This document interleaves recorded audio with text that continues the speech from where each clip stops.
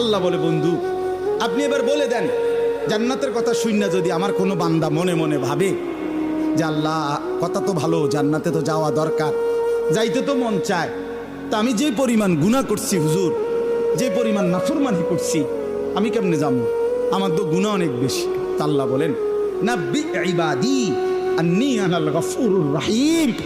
বন্ধু বলে দেন, বান্দা গুনাহ যত বেশি হোক কোনো অসুবিধা নাই, আমি আল্লাহ গফুর রহিম, আমি চূড়ান্ত ক্ষমাশীল, আমি চূড়ান্ত দয়াবান।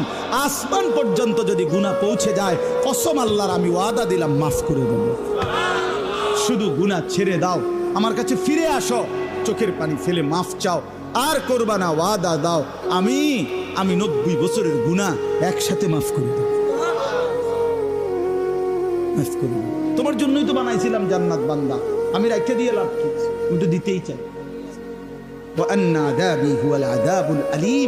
এই সর্বশেষ আল্লাহ বলছে যে হে বান্দা, এই দেখেন কথাটা শেয়ার, ছেলেরা তোমরা বলো ভাই শোনো, শেষ কথা আল্লাহ তাআলা নবীকে বলছে, বন্ধু এতভাবে বললাম, জান্নাতের সৌন্দর্যের বর্ণনা দিলাম, আমি মাফ করে দিমু কইছি, হয় ফিরে আসলে মাফ, 90 বছর হোক 70 বছর হোক, আসমান পরিমাণ হোক, এরপরও আমি বলছি গুনাহ যদি ছেড়ে দেয়, আবার নতুন করে যদি আমার ইবাদত শুরু করে, আমি পিছনেরটা কি করে দেব?